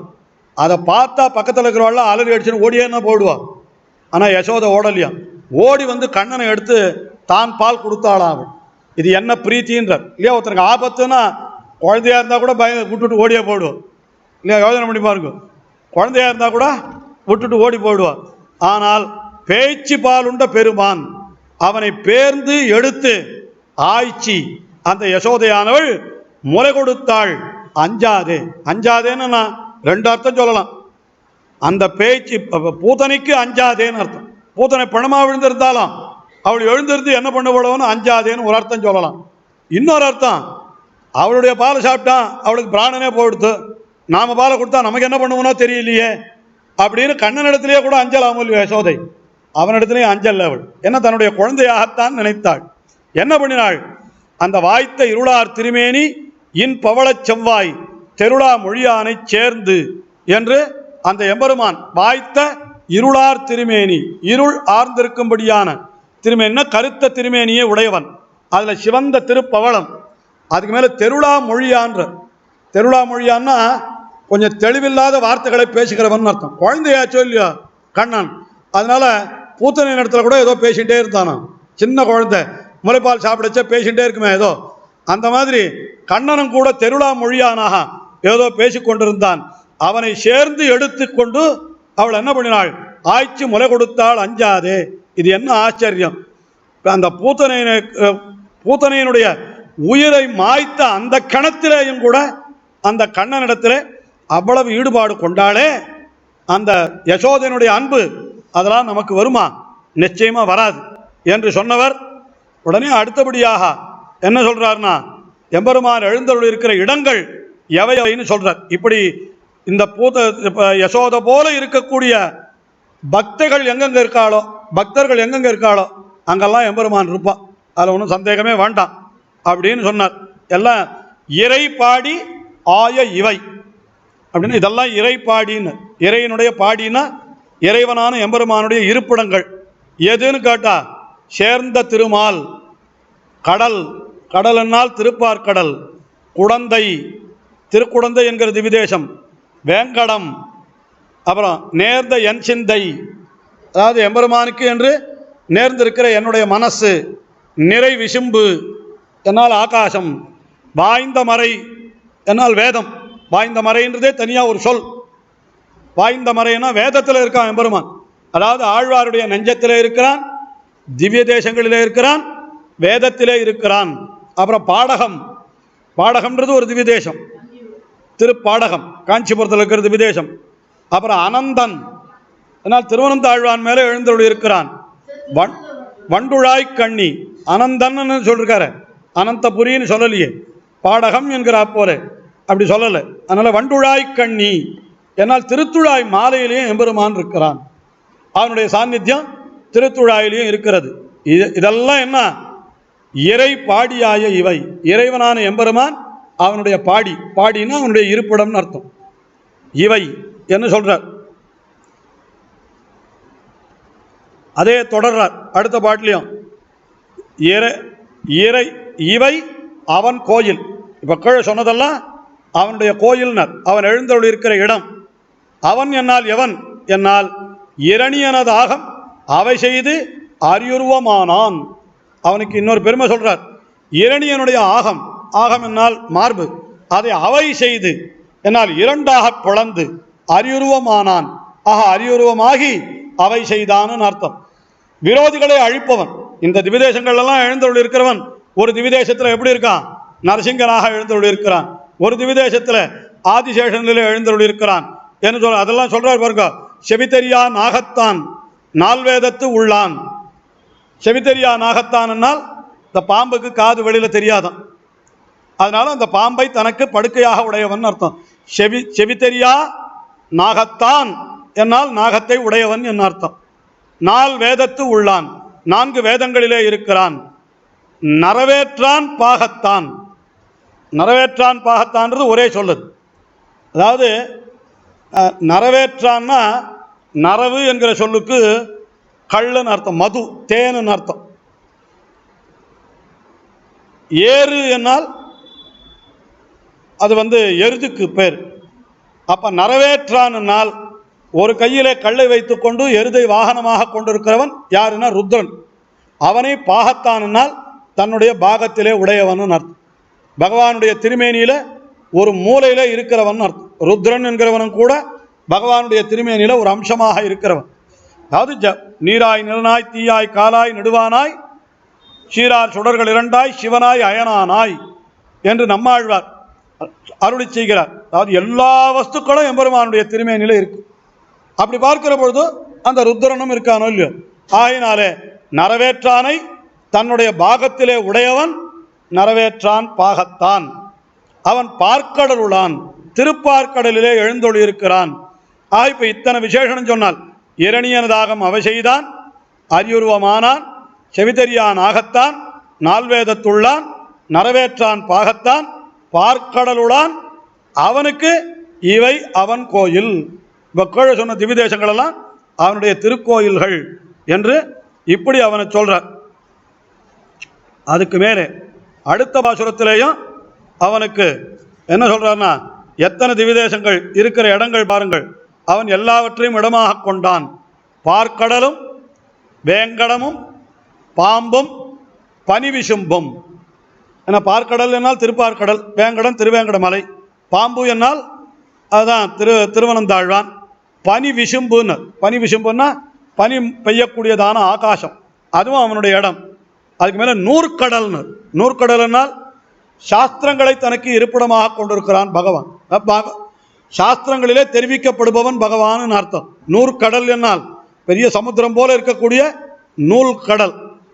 அதுக்கு மேலே நூற்கடலும் நுண்ணூல தாமரை மேல் பார்ப்பட்டிருந்தார் அப்படின்னு, இப்படி நுண்ணூல தாமரை மேல் பால்பட்டிருந்தார்னா ஹிருதய கமலத்தையே எப்பொழுதும் தியானித்து கொண்டிருக்கிற யோகிகள்னு அர்த்தம். தாமரைன்னு இந்த இடத்துல எத்த சொல்றாருன்னா இதய தாமரையை சொல்றார். இந்த ஹிருதயம் இருக்கும் இல்லையோ, அதுக்கு ஹிருதய கமலம்னு தான் பேர். தாமரை போல இருக்கும் அது. அது நுண்ணூல தாமரை மேல் அதுலேயே இருக்கிற எம்பெருமானை எப்பவும் தியானிச்சென்றிருப்பாளா யோகிகள். அவளை சொல்றார், நுண்ணூல தாமரை மேல் பால் பட்டு இருந்தார், அவர்களுடைய மனமும் இடமாக கொண்டான். கொண்டவன் யார் என்றால் குறுந்து ஒசித்த கோபாலகன் என்று குறுந்த மரத்தை ஒசித்தான். ஒரு குறுந்த மரத்து மேல அசுரர்களெல்லாம் ஆவேசித்திருந்தாலும் இல்லையோ, அதனால அந்த மரத்தை ஒசித்தானவன் அப்படின்னு சொல்றார். அந்த எம்பெருமான் தன்னுடைய அடியவர்களுக்காக எவ்வளவெல்லாம் செய்தான் என்கிறதை அடுத்த பாசுரத்தில் அருளி செய்கிறார். பாலகனாய் ஆலில மேல் பைய உலகெல்லாம் மேலொரு நாள் உண்டவனே மெய்மையே. மேலொரு நாள் முன்காலத்தில் பாலகனாய் ஆலில மேல், ஆலிலின் மேலே சயனித்து கொண்டு உலகெல்லாம் மெல்ல மெல்ல உண்மையாகவே உண்டவனே என்று அவனை பார்த்து, மந்தரத்தால் மானியர் கடல் கடைந்து வானமுதம் அந்தரத்தார்க்கு ஈந்தாய். நீ என்ன பண்ணினாய்? உலகத்தை எல்லாம் உன்னுடைய வயிற்றுக்குள்ளே வைத்துக் கொண்டிருந்த நீ இப்படிப்பட்ட உன்னுடைய பெருமையை அறியாமல் யாரோ சில பேர் வந்தாளாம். வந்து என்ன பண்றா, எங்களுக்கு அமுதம் கொடுன்னு கேட்கிறாளாம் தேவர்கள். உன்னை விரும்பாமல் அமிர்தத்தை கொடுன்னு கேட்டவர்களுக்காகவும் நீ என்ன பண்ணினாய்? சிரமப்பட்டு நீ அந்த அமிர்தத்தை எடுத்து கொடுத்தாய் என்று. அதாவது முக்கியமாக ஒரு விஷயம் என்னன்னா, பகவானிடத்திலே போய் நாம் பகவானுடைய அருளை தவிர வேற எதையுமே கேட்கக்கூடாது. பகவானை அனுபவிப்பது தவிர வேற எதையுமே நாம் அவனிடத்தில் கேட்கக்கூடாது. இது கொஞ்சம் ரொம்ப கடுமையான ஒரு உதாரணம் சொல்லி வச்சிருக்கா.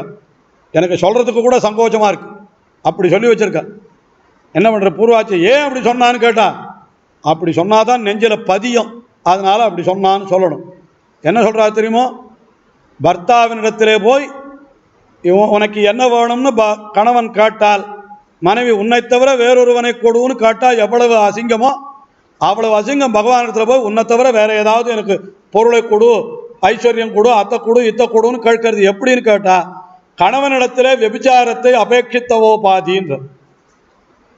புரியுறதா நான் சொல்றது? இதுக்கு மேல நான் எக்ஸ்பிளைன் பண்ண வேண்டாம்னு நினைக்கிறேன். அந்த பகவானிடத்தில் போய் என்ன கேட்கணும்னா, எனக்கு நீ வேண்டாம் வேற ஏதாவது கொடுன்னா, அந்த மாதிரி நீங்க கணவனை கேட்டா என்னவோ அதுதான். நமக்கெல்லாம் லோக பர்த்தாவா இருக்கிறவன் ஆறு? பகவான் திருமன் நாராயணன். அவனிடத்துல என்ன வேணும்னு கேட்டா, நீயே தான் போகணும், உனக்கு நாங்கள் தொண்டு செய்பவர்களாக ஆக வேண்டும், அதைத்தான் நீ கொடுக்கணும்னு கேட்காமல் அவனிடத்துல போய் எனக்கு பணம் காசு கொடு, எனக்கு வீடு வாசல் கொடு, எனக்கு பிள்ளை குட்டி கொடுன்னு கேட்கறதெல்லாம் எப்படிப்பட்டதுன்னு கேட்டான். அவனை வேண்டாம் என்று வேறொன்றை கேட்பது போலேன். ஆனால் பகவான் எப்படிப்பட்டவன்னா அப்படி கேட்பவர்களுக்கும் அவன் உபகாரம் பண்ணுகிறான். அது அவனுடைய நம்முடைய தன்மை இப்படி இருக்கணும்.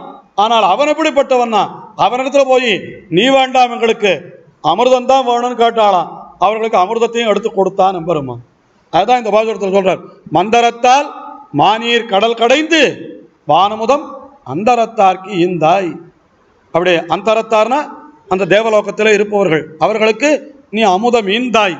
ஆனால் நீ எப்படிப்பட்டவன் என்றால் எல்லா உலகத்தையும் வைத்துக்கொள்ளே வைத்துக் கொண்டிருந்த மேன்மையை உடையவனான நீ உன்னை விரும்பாமல் வேறு பிரயோஜனங்களை கேட்டவர்களுக்கும் அந்த பயன்களை கொடுத்த உதாரணம் அல்லவா என்று அவனை பார்த்து சொல்றான். அதுக்கு மேலே அப்படி அவன் எம்பெருமான் காரியங்கள்லாம் செய்யறான். அவனிடத்துல எல்லாரும் பிரயோஜனங்களை பெற்று போராளாம். ஒருத்தர் கூட அவனிடத்துல பரிவே கொள்றதில்லை. அவனிடத்துல ஐயோ பாவம் இப்படியெல்லாம் பண்றான்னு அவனுக்கு உடம்பு நோகாதான் அப்படின்னு நினைக்க வேண்டாமோ, யாரும் நினைக்கிறது. ஆழ்வார் நினைக்கிறார் ஊரார் எப்படியானா போகட்டும், அந்த எம்பெருமான் திருமேனியை பார்த்தால் எல்லாரும் பரிவு கொள்ள வேண்டாமோ அப்படின்னு எம்பெருமான போய் சேவிச்சார். போனால் காஞ்சிபுரத்தில் 3 திவிதேசமா. எந்த திவிதேசம் அப்படின்னா உலகளந்த பெருமாள் திவிதேசம், அதான் திரு ஊரகம்னு பேர். அது அங்கே எம்பெருமான் நின்ற நிலையில் இருக்கான். இன்னொன்று வேளுக்கை என்னும் ஒரு திவிதேசம், அங்கே பெருமாள் வீற்றிருந்த கோலத்தில் இருக்கார். திரு வெக்கா அப்படின்னு ஒரு திவிதேசம், அங்கே எம்பெருமாள் சயனித்த திருக்கோலத்தில் இருக்கார். நின்றான், இருந்தான், கிடந்தான். ஏன் எம்பெருமான் மாற்றி மாற்றி பண்ணிட்டு இருக்கான் அப்படின்னா பாவம் உலகத்தையெல்லாம் அளந்தானோ இல்லையோ அந்த ஆயாசம், அதனால் பாவம் ஒரு இடத்துல நிற்கிறான், ஒரு இடத்துல உட்காந்துருக்கான், படுத்துனுட்டான் ஒரு இடத்துல அப்படின்னு ஆழ்வார் தெரிவிக்கிறார். பாரு, அன்று இவ்வுலகம் அளந்த அசைவே கொல். அன்னைக்கு லோகத்தையெல்லாம் அளந்தியே அந்த அசைவு, அசைவுன்னு அர்த்தம் வருத்தம்னு அர்த்தம், ஆயாசம், அந்த களைப்புன்னு அர்த்தம். அசைவுனா களைப்பு. அன்று இவ்வுலகம் அளந்த களைப்போ நீ என்ன பண்ணினாய், நின்று இருந்து வேளுக்கை நீடகர்வாய் அன்று கிடந்தானை. நின்று என்னால் சொல்லலாம், காஞ்சிபுரத்தில் கூட நின்றுட்டு இருக்கார் பெருமாள். எங்க தேவப்பெருமாள் வரதராஜ பெருமாள் நின்ற திருக்கோலத்தில் இருக்கார். இருந்து என்னால் அது இருந்து வேளுக்கை, அதுக்கு மேலே நீகணர்வாய் கிடந்து, நீநகர் என்கிறது வெக்காவை தெரிவிக்கிறதுன்னு வியாக்கியாத்தில் காட்டியிருக்க. அதனால கிடந்தானை கேடில் சீரானை முன் கஞ்சை கடந்தான். முன் என்றால் முற்காலத்தில் கஞ்சை என்னால் கம்சனை கடந்தான் என்னால் அழித்தான் அர்த்தம். கம்சனை அழித்தான்றத கஞ்சை அதையும் சேர்த்து வச்சுங்க. கம்சனையெல்லாம் அழித்தியே அந்த வருத்தத்தை தீர்த்து கொள்வதற்காகவும் இப்படி திவிதேசங்களே நிற்றல் இருத்தல் எல்லாம் ஆழ்வாருடைய அனுபவம். நம்மாழ்வார் கூட இதே மாதிரி பாசுரம் பாடுறார். கொடியார் மாட கோளூரகத்தும் புளிங்குடியும் மடியாதின்னே நீ துயில்மேவும் மகிழ்ந்தது தான். அந்த பக்கத்தில் நம்மாழ்வாருடைய திவிதேசம் அங்கே 2 திவிதேசத்தில் எம்பெருமான் படுத்துட்டு இருக்க. நவத்திருப்பதியில் ஒன்று திருக்கோளூர், ஒன்று திருப்புளிங்குடி. 2 திவிதேசத்தில் எம்பெருமானுக்கு சயன திருக்கோலம். அதை 2த்தையும் சேர்த்துட்டார் ஆழ்வார். கொடியார் மாடத்து கோளூரகத்தும் புளிங்குடியும் நீ மடியாது இன்னே துயில் கொண்டாய். என்ன காரணம், ஏன் படுத்துட்டு இருக்க? ஆடாத அசங்காத அப்படியே படுத்துட்டு இருக்கான். ஏன் படுத்துட்டு இருக்கான்னு யோசனை பண்ணினார். அடியார் அல்லல் தவிர்த்த அசைவோ அன்றுதான் நீண்டு தாவிய அசைவோ பணியாயே. உலகத்தையெல்லாம் தாவி அளந்தியே அந்த களைப்போ ஏன் இப்படி படுத்துன்னு விட்டேன்? எம்பெருமானை பார்த்து ஆழ்வார் கேட்கிறார், பரிவோடு கேட்கிறார். ஆஹா, அதுதான். அடுத்தபடியாக அப்படி எம்பெருமான் எழுந்தருள் இருக்கிற எம்பெருமான், அந்த எம்பெருமானை என்ன பார்த்த உடனே ஆழ்வாருக்கு என்ன தோன்றதான், அவனை கண்ணு பார்க்கணுன்றதான், கை சேவிக்கணுன்றது. பாருங்கள், கான் கான் என விரும்பும் கண்கள், கதிரழகு பூண்தார் அகலத்தான் பொன்மேனி, பான்கண் தொழில்பாடி வண்டரையன் தொங்கலான், செம்பொற் கழல்பாடி யாம் தொழுதும் கை. அவனை கண்கள் கான் கான் என விரும்பும், என்னுடைய கைகள் அவனை தொழுதும் என்று விரும்பும். செம்பொற் கழல்பாடி அவனுடைய கை தொழுதும். அந்த எம்பெருமான் எப்படி இருக்கிறான்னு கேட்டா, கதிரிலகு பூண்தார் அகலத்தான். கதிர் இலகுன்னா நன்றாக பிரகாசிக்கின்ற ஆபரணங்களை அணைந்த திருமேனி திருமார்பை உடையவன். கதிரலகு பூண். பூணென்னால் ஆபரணம். பூணப்படுகின்றன அப்படின்னாலே அதுக்கு பூணுன்னு பேர், ஆபரணம். அந்த ஆபரணத்தை அணிந்த அகலத்தான், அகலம் என்றால் மார்பு, அந்த பொன்மேனி. அதுக்கு மேலே பாண்கண் தொழில் பாடி வண்டு அறையும் தொங்கலான். பண்களையெல்லாம் பாடுகிறதாம் வண்டு. அந்த வண்டுகள் மொய்க்கும்படியான தொங்கல் என்னால் மாலைக்கு பேர். வண்டு அறையும் தொங்கலான். அந்த மாலைகளை அணிந்தவன்.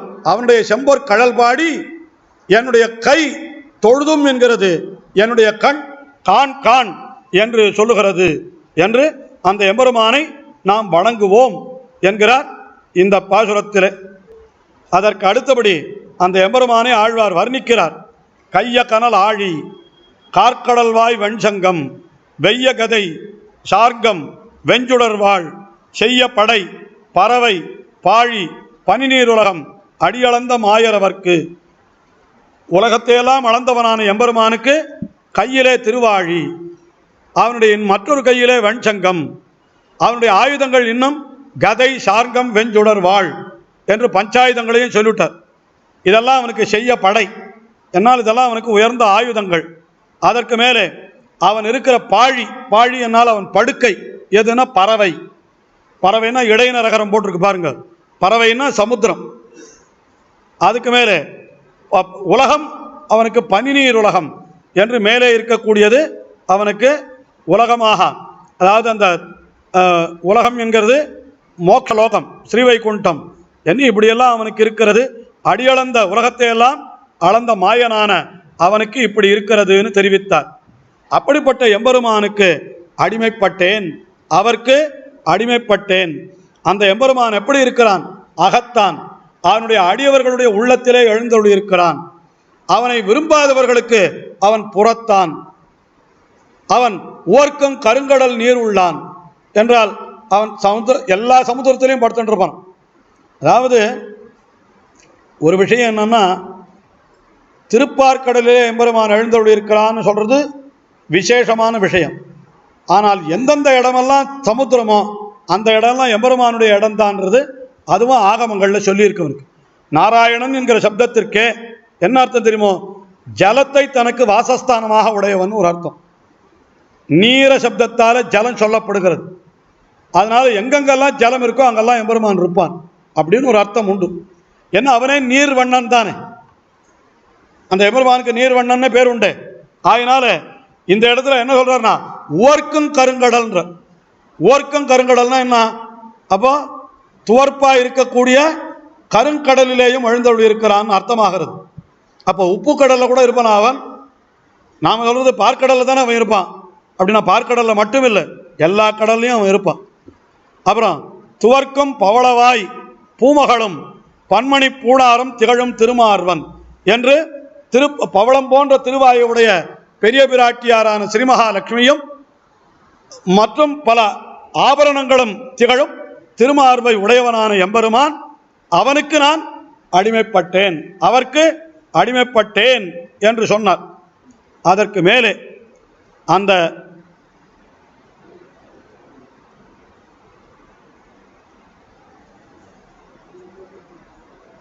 அதுக்கு மேலே அடுத்ததாக அந்த எம்பெருமான் எவ்வளவு உயர்ந்தவன் தெரிவிக்கிறார். அந்த எம்பெருமான் ஏதோ அவனுக்கு அடிமைப்பட்டேன், அவன் என் நெஞ்சுள்ளே இருக்கிறான் என்றெல்லாம் நான் சொன்னால் அந்த எம்பெருமானை ஏதோ ரொம்ப சாமானியமானவன் லேசானவன் நினைச்சுடாதீங்கோ. அவன் எப்படிப்பட்டவன்? தானே தனக்கு ஓமன்னர். தானே தனக்கு ஓமன்னா என்ன அர்த்தம்? தனக்கு சமானமானவன் தான் தான், அவனை தவிர வேற யாரும் கிடையாது. ஏன் என்றால் தன்னுருவே எவ்வுருவம், எல்லாம் அவனுடைய பிரகாரம்தான். இந்த உலகங்கள் எல்லாம் அவனுடைய உருவம், அவனுடைய சரீரம். தானே தவ உருவம், தபஸ்து ரூபமாக இருக்கிறவனும் தானே. தானே தாரகையும், தாரகை என்னால் ஆகாசத்தில் இருக்கிற நட்சத்திரங்களும் அவனே. தானே எரிசுடரும், எரிசுடர் என்னால் சூரியன், அவனும் தானே. மால் வரையும் மிகப்பெரிய மலைகள் அவனேதான். எண்டிசையும் அவனேதான். அண்டத்து இரு சுடருமாய் நின்ற இறை என்று லோகத்தில் இருக்கக்கூடிய மற்ற பெரிய சுடர்கள், இரு சுடர்னா எப்படி சந்திர சூரியர்கள் என்ன அப்படியும் சொல்லலாம். எல்லாம் தேஜஸ், எல்லாம் அவன் தான். அப்படின்னா என்ன அர்த்தம்? எல்லாம் அவனுடைய உடைமை பொருள்கள், எல்லாவற்றுக்கும் அவன் அந்தர்யாமியாக இருக்கிறான் என்று அவனுடைய மேன்மையை இந்த பாசுரத்திலே தெரிவிக்கிறார். அப்படிப்பட்ட மேன்மையுடையவன் என்ன பண்றான்? அவனுடைய அடியவர்களுடைய நெஞ்சத்திலே வந்து குடியிருக்கிறான். இப்படிப்பட்ட அடியவர்களை சம்பாதிப்பதற்காக திவ்ய தேசங்களிலே வந்து எழுந்தருளி இருக்கிறான். எல்லாத்தையும் கீழே இருக்கிற பாசுரங்களோடு சேர்த்துக்கணும் இல்லையா? அப்படிப்பட்டவன் ஒரு இடைச்சிகையிலே கட்டுண்டு அடியுண்டு வெண்ணைக்காக மத்தை ஓங்கின பொழுது பயப்பட்டான் என்று சொன்னால் இதெல்லாம் அவன் தன்னுடைய இச்சையினாலே செய்யக்கூடிய செயல் என்று நாம் அறிந்து கொள்ள வேண்டும் என்பதற்காக அவனுடைய மேன்மையையும் தெரிவிக்கிறார். அப்படிப்பட்ட எம்பெருமான் எங்க இருக்கான்னு கேட்டா என்னுடைய உள்ளத்துக்குள்ளேயும் இருக்கிறான்னு சொல்றான். அடுத்த பாட்டுல அவன் எப்படிப்பட்டவன்? இறையாய் நிலனாகி எண்டிசையும் தானாய், அவனே பூமியாக ஆகிறான், 8 திக்கும் ஆனான், மறையாய் வேதங்களாக ஆனான், மறை பொருளாய் வானாய், அப்படியெல்லாம் இருக்கிறவன் என்ன பண்ணினா? பிறைவாய்ந்த வெள்ளத்தருவி விளங்கொலி நீர் வேங்கடத்தான். இப்ப அவனை இறையாய் இருக்கிறான், நிலனாய் இருக்கிறான்னா அவனை சேவிக்க முடியாதே. அப்படின்னா நீ சேவிப்பதற்காக எங்க இருக்கிறான் அவன்? வேங்கடத்தான் என்று திருவேங்கட மலையிலே. அதுவும் எப்படிப்பட்ட திருவேங்கடம்? அது வெள்ளத்தருவி விளங்கு ஒலிநீர் வேங்கடம் என்று அங்கே நிறைய சுனைகள் எல்லாம் இருக்கிறது. அதில் அந்த சுனைகள் எல்லாம் ஒலி எழுப்பும்படியாக நீரை பெருக்கி கொண்டிருக்கிறது. அப்படிப்பட்ட அந்த திருவேங்கடத்திலே எழுந்தொழி இருப்பவன் அவன் எப்படி இருக்கிறான்னு கேட்டா உள்ளத்தின் உள்ளே உளன் என்று என்னுடைய ஹிருதயத்துக்கு உள்ளேயும் அவன் இருக்கிறான். ஆக என்ன ஆச்சுன்னா அப்படி மேன்மையோடு இருக்கிறவன் ஆழ்வாருடைய ஹிருதயத்தில் வந்து புகுறுவதற்காகத்தான் திருவேங்கட மலையில வந்து நடுவில் எழுந்தருளினான்ற அர்த்தத்தையும் காட்டினார். எதுக்காக திருவேங்கட மலையில் இருக்கான்னா அங்க இருந்தா தான் ஆழ்வார் வந்து பார்ப்பர், பார்த்தா அவருடைய ஹிருதயத்தில் பூந்து விடலாம் அப்படின்னு ஆழ்வாருடைய ஹிருதயத்தை பிடிப்பதற்கு இது இடமாகும் என்று பார்த்தான். எல்லாம் நிறைய ஆச்சாரியர்கள் வியாக்கியானத்தில் விசேஷமாலாம் சொல்லியிருக்கா. திவ்ய தேசங்களில் எம்பெருமான் எழுந்தருளி இருக்கிறதே எதுக்குன்னு கேட்டா ஆழ்வார்களுடைய ஹிருதயத்தில் போடுறதுக்காகத்தான். சரி, ஆழ்வாருடைய இடத்துல பூந்துட்டானே அப்புறம் திவ்ய தேசங்களை விட்டு போயிடுவோன்னு கேட்டார். போக மாட்டான், அங்கேயே எழுந்தருளி இருப்பார். ஏன் அப்படின்னா இந்த இடம் என்றோ நம்மளுக்கு ஆழ்வாரை சம்பாதித்து கொடுத்தது என்று அத்தையும் விட மாட்டான். ஏன்னா இந்த இடம் இருக்கிறதுனால தானே எனக்கு ஆழ்வார் கிடைச்சது, இது ராசியான இடம் சொல்றது. இந்த வியாபாரம் பண்ணுறோம் அப்படிதான், ஒரு சின்ன பொட்டி கடையை வச்சு ஆரம்பிப்பான், அவளுக்கு நிறைய ஐஸ்வர்யம் சேர்ந்து போடும், கோட்டீஸ்வர ஆள் ஆயிடுவான், பெரிய பெரிய மாலெல்லாம் திறந்துட்டாகும். திறந்த பிற்பாடு இந்த பொட்டி கடையை விட்டுடுவாளான்னா விட மாட்டான். ஏன்னா இதுலேருந்து தான் இவ்வளோ சம்பாதிச்சோம், அதனால இது ராசியான இடம் அப்படின்னு அத்தையும் வச்சுட்டு இருப்பாளும். அந்த மாதிரி இப்போ எம்பெருமானுக்கு ஆழ்வாருடைய ஹிருதயம் பெரிய மால், ஆனால் இந்த திவ்ய தேசம் பொட்டி கடை மாதிரி, அதையும் விடமாட்டோம் எம்பெருமான். அதுதான் அந்த என்ன சொல்றார்? இறையாய் நிலனாகி எண்டிசையும் தானாய் என்று அப்படி மேம்பட்டவனாய் இருக்கிறவன் வேங்கடத்தான் கடைசியில் உள்ளத்தின் உள்ளே உளன் என்று என்னுடைய ஹிருதயத்திலேயும் வந்து எழுந்தருளி இருக்கிறான் என்று அருளி செய்தவர். அடுத்தபடியாக என்ன சொல்ற? 40வது பாசுரத்தில் உளன்கண்டாய் நன்னஞ்சே உத்தமன் என்றும் உளன்கண்டாய் என்ன சொல்றார்?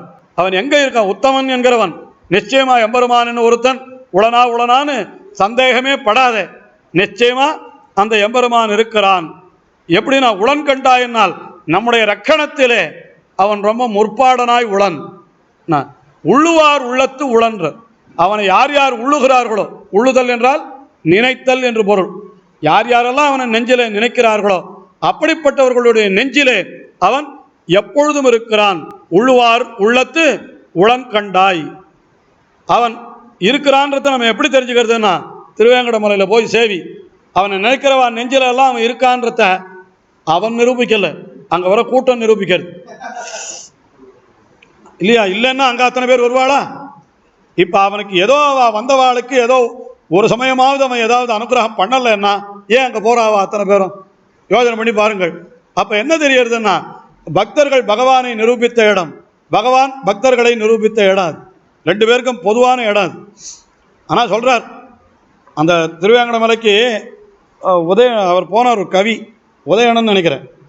அவர் அப்படி போனாக்கா அவர் உள்ளே போய் பெருமாளையே சேவிக்க முடியலையாம். என்ன ஆயிடுத்து? ஒரே கூட்டம். இவரை யாரும் லட்சியம் பண்ணலை. திருமலையில யாரும் லட்சியம் பண்ணுவா? உள்ளே போக முடியாது, யாராக இருந்தாலும் கியூவில் நின்று தான் வரணும்னு சொல்லிவிட்டா. உடனே அவருக்கு மகா கோபம் வந்துடுது. நான் எவ்வளோ பெரிய பண்டிதன், எத்தனை வேதாந்தத்தில் பெரிய வித்வானவர், அவர் பகவானை பற்றின உபன்யாசங்கள்லாம் நிறைய பண்ணிட்டு இருக்கார். அவர் சொன்னாராம், என்ன திருவேங்கடமுடையான பார்த்து சொன்னாராம், ஐஸ்வர்ய மத மத்தோசி மாம்ன ஜானாசி கேசவா பரை பரிபவே பிராப்தே மததீனா தவஸ்திதினார். என்ன சொன்னார் திருவேங்கடமுடையானே, ஐஸ்வர்ய மத மத்தோசின்னார். பணத்தால் உனக்கு திமிரு ஏற்பட்டு போச்சுனா பெருமாளை பார்த்து சொல்றார் அவர், ஐஸ்வர்யத்தினால மத மத்தோசி, அப்படியே திமிரு பிடிச்சி அலையிற நீ, மாம்ன ஜானாசி, அதனால என்னை யாருன்னு நீ தெரிஞ்சுக்கல, பரைஹி பரிபவே பிராப்தே, பகவான் ஒருத்தன் இல்லவே இல்லைன்னு ஒருத்தன் வந்து சொல்றான் பாரு, அன்னைக்கு மததீனா தவஸ்திதினாராம்.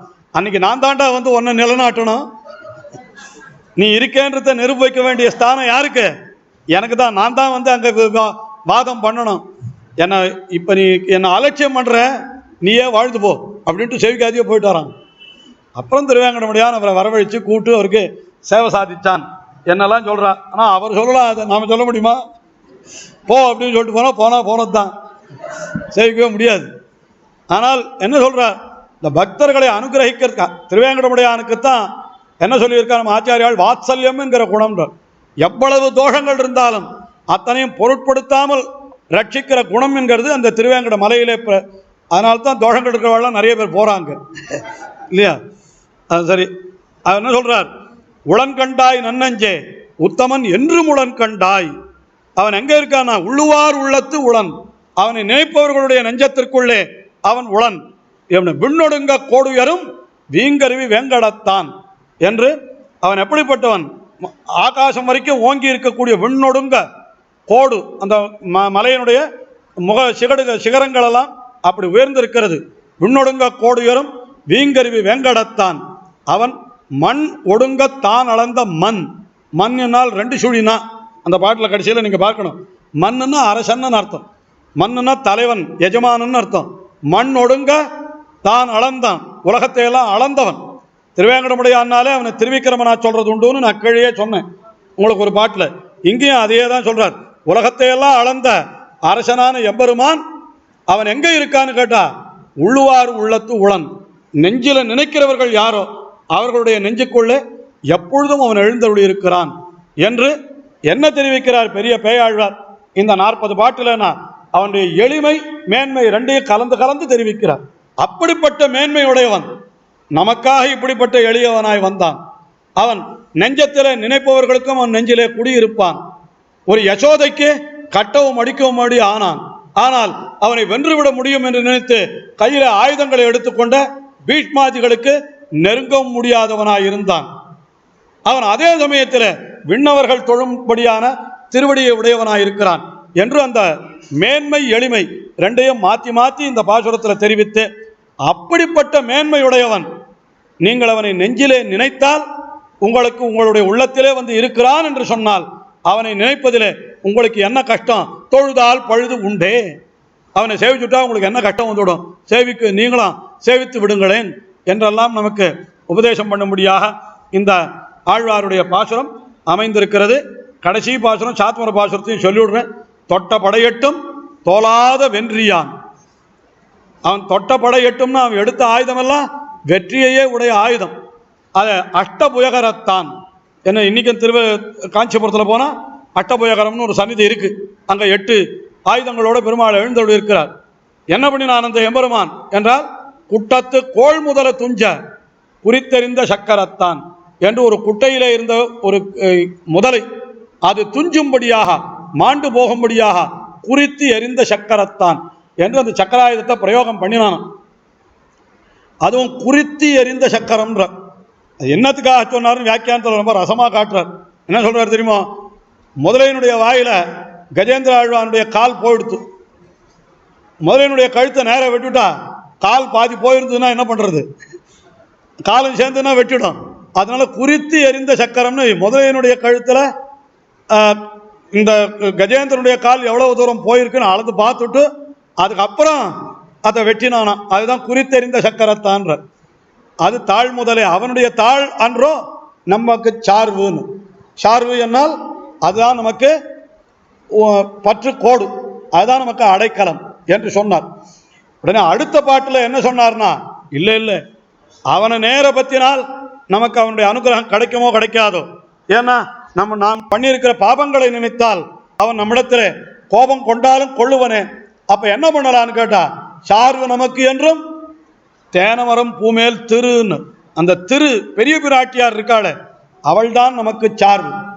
தேனமரம் பூமேல் திரு, தேன் பெருகுகின்ற அந்த பூ இருக்கிறதே அதிலே எப்பொழுதும் அமர்ந்திருப்பாளே அப்படிப்பட்ட பெரிய பிராட்டியார் அவள் தான் நமக்கு என்றும் சார்புன்னு.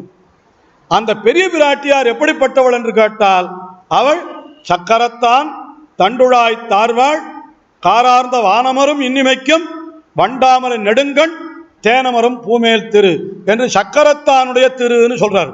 அவள் அந்த பிராட்டி எப்படிப்பட்டவள்னா விஷ்ணோஹோ ஸ்ரீஹி என்று விஷ்ணுவனுடைய பத்னி என்கிறது தான் அந்த பெரிய பிராட்டியாருக்கே பெருமை.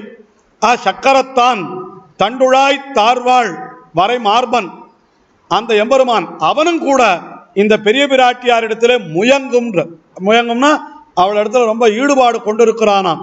தான் முயங்கும் தேன் அமரும் பூமேல் திரு காரார்ந்த வானமரும் மின் இமைக்கும் என்று அப்படி ஆகாசத்தில் இருக்கிற மின்னல் போல அவளுடைய திருமேனியினுடைய தேஜஸ் பளபளன்னு இருக்குமா. யாரு? பெரிய பிராட்டியாருடைய தேஜஸ். அப்படிப்பட்ட தேஜஸை உடையவளாய் அந்த எம்பெருமானும் கூட தன்னிடத்தில் மிகவும் ஈடுபட வேண்டிய அளவுக்கு அழகை உடையவளான தேனமரும் பூமேல் திரு அவள் நமக்கு சார்பு. அவள் தான் நமக்கு பற்றுக்கோடு. அவளை புருடகாரமாக முன்னிட்டு கொண்டு எம்பெருமானை பற்றினோமானால் நம்முடைய விரோதிகளையெல்லாம் தொலைப்பான் எம்பெருமான், நமக்கு அனுகிரகம் செய்வான்.